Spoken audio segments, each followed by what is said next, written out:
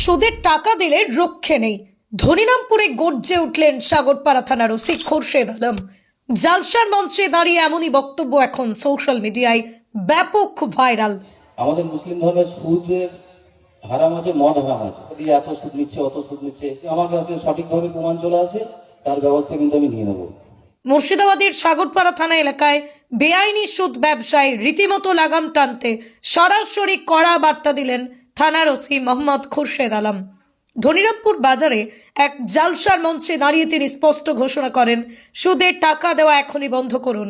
মানুষের বিপদের সুযোগ নিয়ে যারা সুদে টাকা দিচ্ছেন তাদের বিরুদ্ধে সামনে কোনো অভিযোগ এলে কাউকেই রক্ষা করা হবে না। আমার কাছে সঠিকভাবে প্রমাণ চলে আসে, তার ব্যবস্থা কিন্তু আমি নিয়ে নেবো।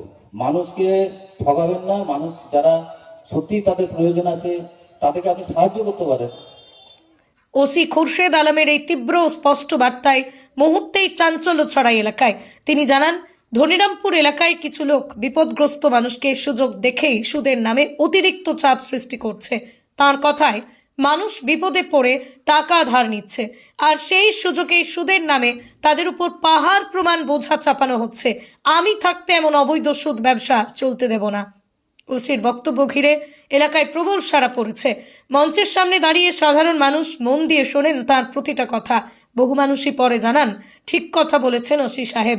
এলাকায় সুদের দাপট বাড়ছিল, এবার কিছুটা স্বস্তি পেলাম।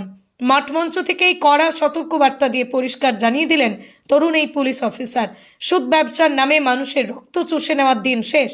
সাগরপাড়ায় বেআইনি সুদে টাকা দেওয়া বন্ধ না করলে যে কঠোর ব্যবস্থা নেওয়া হবে সেই ইঙ্গিতে তীব্র আলোড়ন পুরো এলাকা জুড়ে। স্টোরি বাংলা, শুধু খবর নয়, সবার কথা সবার কাছে। তাও আমি বলছি, আমাদের মুসলিম ধর্মের সুদের হারাম আছে, মদ হারাম আছে।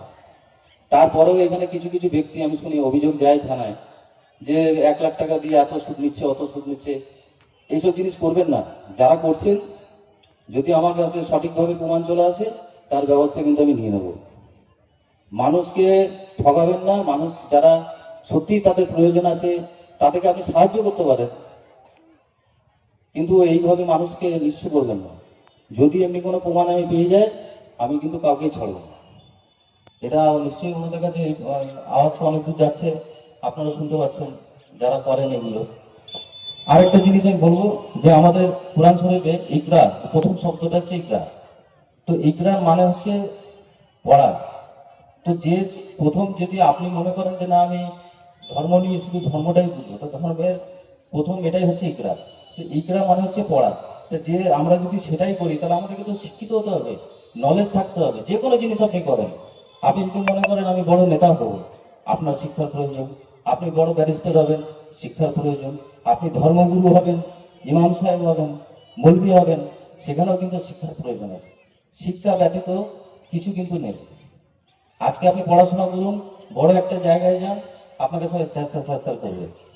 কিন্তু একইভাবে আপনার যদি শিক্ষা না থাকে, অর্থ যদি থাকে, তাও কিন্তু আপনাকে সেই মূল্য আপনি পাবেন না।